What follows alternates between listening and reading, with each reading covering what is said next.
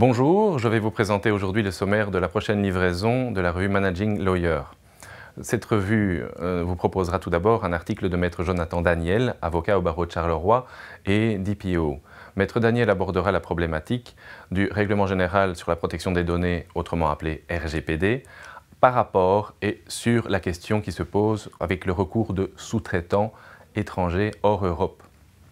Un second article concerne Maître Anne-Constance Cole, qui est, elle, avocate au barreau de Paris, un témoignage de son expérience et un retour personnel sur la mutation qu'elle a apportée dans le cadre de son cabinet, où elle a tenté de rencontrer une question d'évolution de la notion de justiciable vers celle de consommateur. Vous lirez avec attention les clés qu'elle a mises en œuvre dans sa structure. Vous lirez ensuite avec attention la contribution d'Anne-Laure Losso, qui est consultante et qui nous donne quelques conseils dans le cadre de nos activités professionnelles pour pouvoir faire face aux changements et mutations qui s'imposent au cabinet d'avocats, notamment au vu de nouvelles informations et de l'informatisation croissante, sans parler de l'intelligence artificielle.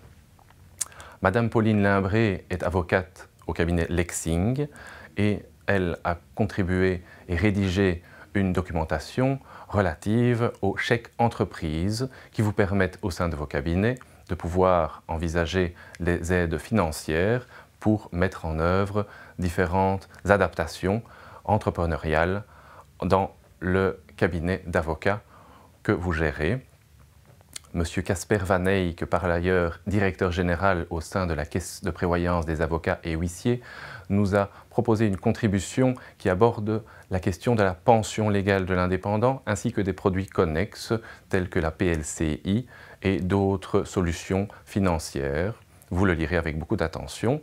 Enfin, un article de monsieur Ben Oudemont, qui est pour sa part consultant et directeur de la société Know2Grow, aborde la question de la gestion des connaissances au sein du cabinet ainsi que de l'utilisation de ces connaissances dans les outils marketing pour pouvoir valoriser au mieux vos contacts avec la clientèle et, le cas échéant, promotionner de manière optimale le cabinet et cette connaissance que vous avez mise au point, telle la diffusion de modèles, de contrats ou de lettres types. Nous vous souhaitons une agréable lecture de cette livraison.